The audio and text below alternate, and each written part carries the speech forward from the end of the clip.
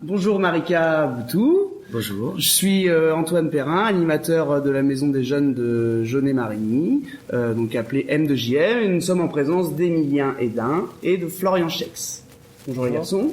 Bonjour. Donc ce sont eux qui vont vous poser des questions concernant Aristide Caillot, car en effet, dans le cadre de l'exposition qui est proposée par la commune sur cette année 2019, il nous a été confié la mission de réaliser des interviews auprès de personnes qui ont pu connaître Aristide Caillot dans son existence. Et donc aujourd'hui, c'est votre tour. Donc je vais laisser la parole aux garçons pour vous poser des questions sur Aristide. Que représente Aristide Caillot pour vous ? Alors Aristide, en fait, c'est un peu comme un troisième grand-père avec Francine, sa femme, qui était un peu comme une grand-mère aussi pour moi, pour mes frères et sœurs. Parce que ma mère est artiste, elle a rencontré Aristide et c'est une véritable histoire d'amitié qui s'est liée entre eux. Et ils se sont plus quittés en fait pendant des années et nous les enfants on suivait. Et comme on est originaire d'Ordogne, que je vois pas souvent mes grands-parents, il s'avère que je voyais beaucoup plus Aristide et Francine que mes propres grands-parents que je voyais 3 fois par an, alors qu'Aristide et Francine, on y passait dans la semaine, ils venaient à la maison le week-end, on passait Noël ensemble. Voilà, Aristide pour moi, on pourrait dire que c'est comme un grand-père d'adoption, puisque voilà, j'ai grandi, je devais avoir 10 ans quand maman l'a rencontré, quand ma mère l'a rencontré, et donc voilà, il m'a vu grandir, et moi je l'ai vu vieillir. Comment l'avez-vous connu ? Alors justement, ce que je disais, c'est que je l'ai connu grâce à ma maman qui en fait de la tapisserie contemporaine maintenant et qui, quand elle a rencontré Aristide, en fait, a lié une vraie histoire d'amitié avec lui et lui a proposé de faire tous les deux en fait, ou c'est lui qui lui a demandé. Je ne sais pas en fait l'origine complète, mais elle a fait 2 tapisseries en fait à partir de dessins d'Aristide, des tapisseries assez grandes sur lesquelles chacune elle a travaillé entre presque 1 an sur chaque tapisserie, sachant que c'est un travail énorme de travailler en technique d'Aubusson, en tapisserie d'Aubusson. Et donc c'était aussi l'occasion pour Aristide de venir le week-end à la maison voir l'avancée de la tapisserie. Et on sait plus, voilà, pour moi c'est quelqu'un qui nous accompagnait, voilà, comment. Et ils se sont rencontrés en fait dans le contexte professionnel d'abord, et ils se sont ensuite liés d'amitié. Je pense que ma mère allait aux expositions. Je pense qu'elle a dû aller à une exposition d'Aristide au départ. Et nous, on habitait Saint-Jean-les-Maillargeaux. Donc, je crois qu'elle a dû après lui rendre visite en fait dans son atelier ici, Grand Rue, et que c'est suite à cette rencontre, voilà, que les choses se sont. Les liens se sont faits. Voilà, et également avec Francine, qu'il faut pas oublier, parce que je crois que c'était aussi quelqu'un de très important pour ma mère. Et que c'était une grande amie à ma maman. Et donc, du coup, c'est vraiment une histoire d'amitié, en fait. Connaissez-vous quelques œuvres d'Aristide Caillot ? Alors, je connais plein des œuvres, en fait, parce que j'ai même... quand on arrivait, en fait, quand on passait, on allait souvent, moi j'allais le voir peindre dans l'atelier. Il reprenait des œuvres, quelquefois. Il y avait des œuvres qu'il reprenait, en fait, qu'il avait... qu'on croyait qu'il avait terminé, mais non, il les reprenait, il repeignait quelque chose par rapport à son inspiration du présent. J'ai dans mon œil, en fait, sa main, sa grosse main et son petit pinceau. C'est vraiment très présent, en fait, dans ma mémoire. Et du coup, oui, je crois que j'ai vu beaucoup de choses, puisque même les triptyques qui sont présentés ici, je les avais vus chez la BTT, que je connaissais aussi, évidemment, puisque comme on était très amis, même la BTT était venue nous faire un Noël à la maison, un Noël privé. Carrément. Avec Aristide, Francine, l'abbé. Mes grands-parents étaient venus pour l'occasion. Et on avait eu droit à une messe dans le salon, par la BTT, en famille. Parce que Monsieur Guillonnet, le voisin de la Maison des Jeunes, qui était ancien médecin généraliste sur la commune de Jaunet, était très très ami avec Aristide Caillot également. Il nous a beaucoup parlé de la BTT et donc du départ et du coup de pouce qu'il a pu donner à Aristide sur le début de sa carrière professionnelle. Oui, c'est vrai que c'était de vieux complices et en même temps de vieux ennemis. C'était très amusant. Parce qu'en fait, comme Aristide était un curé qu'on dit défroqué, je crois, enfin il avait été curé, à ma connaissance. En tout cas, ils avaient une appropriation de Dieu tous les deux tout à fait particulière et c'était assez drôle parce qu'en fait, il y avait toujours des joutes verbales autour de Dieu entre Aristide et l'abbé qui étaient, même nous enfants, ça nous faisait rire, quoi. D'accord. Parce que Aristide disait facilement à l'abbé, tu dis n'importe quoi, tu connais moins bien Dieu que moi, etc. Enfin, c'était très drôle. Les meilleurs amis et les pires amis. Absolument, ouais, absolument. Donc, avez-vous partagé des choses? Est-ce que vous avez eu des œuvres chez vous? Oui. J'en ai encore, en fait. Aristide, j'ai eu pas mal de sérigraphies, en fait, que Aristide nous offrait pour Noël, souvent. Dédicacées, tout ça. Et puis, mon papa, qui était un grand ami aussi à Aristide, enfin, Aristide appréciait beaucoup mon père.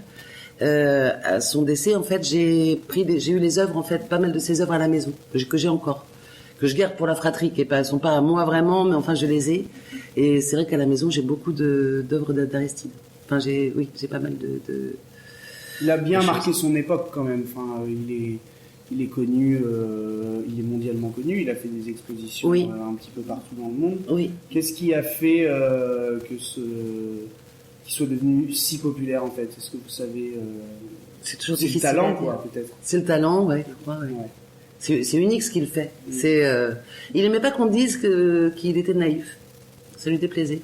Parce qu'il était souvent dépeint comme un peintre naïf. Et il n'avait pas du tout l'impression qu'il était naïf. Et moi non plus d'ailleurs, j'ai pas l'impression que ce soit un peintre naïf. C'est ce que les gens lui attribuaient à travers ses toiles et à travers ce qu'il ressentait. Ouais, à travers ses dessins, parce que peut-être les dessins un peu des enfants, des adultes, enfin la façon dont voilà, c'était assez simple, effectivement, on n'est pas dans le réalisme, mais on n'est pas non plus dans le naïf. Enfin, pour moi, il y a un message, de toute façon. Il y a un message, et puis même la façon dont ces arbres, enfin, donc, qui constellent toute son œuvre, quand on voit la façon dont ils sont magnifiquement faits, etc. Enfin, de toute façon, enfin, je dis pas que les naïfs décident mal, mais je trouve ça très élaboré, quoi, vraiment. Tout à fait. C'était quoi la BTT? C'était un abbé qui était ami avec Aristide depuis très très longtemps, bien avant nous. C'était des frères ennemis. C'était l'abbé de Genéclan. De Genéclan. Enfin, même de Clan, parce qu'à la base c'était deux communes séparées, Genêt et Clan, et du coup qui ont fusionné comme nous on a fusionné en 2017 avec Marigny-Brisé, ce qui a donné du coup le nom de Genêt-Marigny. Et avant c'était deux petits bourgs qui s'appelaient Genêt et Clan, et du coup qui ont fusionné et qui ont donné la ville de Genêt-Clan. Alors j'ai juste ajouté une chose, parce qu'en fait Aristide, c'est quand je dis c'est un grand-père, et en même temps c'était un copain, parce qu'en fait Aristide il avait une âme d'enfant. Et quand on était nous des enfants comme vous, enfin il vous aurait vu, il aurait dit vous êtes vous êtes tout, vous êtes l'avenir, vous êtes beau, vous êtes. Et il était comme ça avec nous, et il nous parlait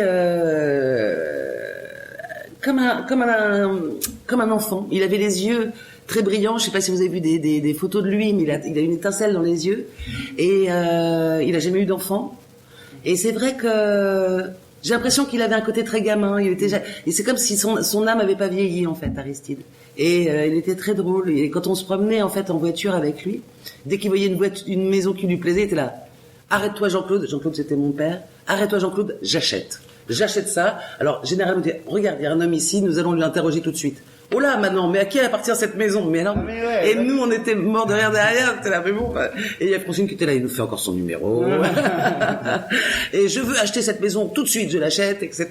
Et il était drôle, quoi. Et c'était quelqu'un qui avait beaucoup d'humour. Direct. Ouais. Et on le ressentait comme un complice. Moi, je sais qu'enfant, on était bien avec lui. Il était bienveillant avec les enfants, quoi. Et il faisait attention à nous. Il nous trouvait, comme il en avait comme il n'a pas eu d'enfant, peut-être c'était un manque aussi qu'il voulait combler. C'est vrai, je pense, ouais. En ayant autant d'attirance, autant d'affection pour les enfants. Oui. C'était sûrement quelque chose qu'il n'a pas eu la chance de connaître en tant que papa. Oui, quelquefois il nous disait, les adultes ils disent des choses, c'est pas très intéressant, c'est vous qui dites les choses les plus importantes.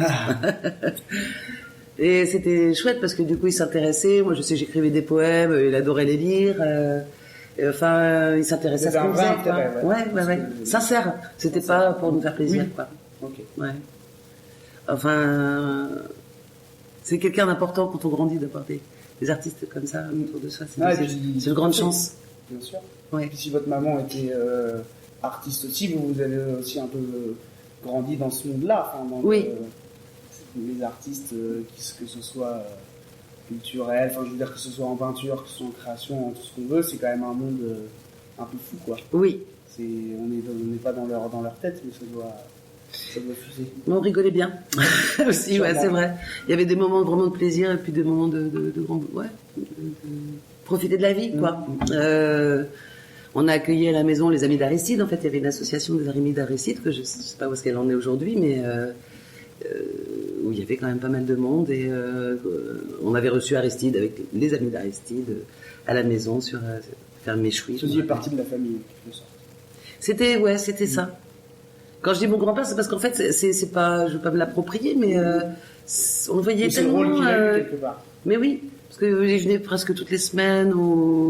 Ouais, c'est ça, soit il venait. Quand il venait pas à la maison, nous on allait chez eux régulièrement. Maman passait voir Francine. Donc nous, après les cours, à la sortie du collège ou du collège, surtout après au lycée, c'est un peu moins peut-être. Mais école, collège, on venait Grand Rue ici, chez Magali maintenant. J'ai appelé ça, oui. On jouait à la pétanque au fond du jardin avec Aristide sur son terrain de pétanque. Des choses simples, mais ouais, mais bonnes. C'est un bon vivant, hein. C'est ce que nous disait Monsieur Guillaume, c'était un très bon vivant. Ouais, il aimait bien. On le voit d'ailleurs dans le documentaire, il aimait bien boire des coups. Hein, oui, ça il l'a bien et rappelé. il prenait du café dans son vin rouge, je me rappelle. Il faisait du café dans son vin rouge. Ouais.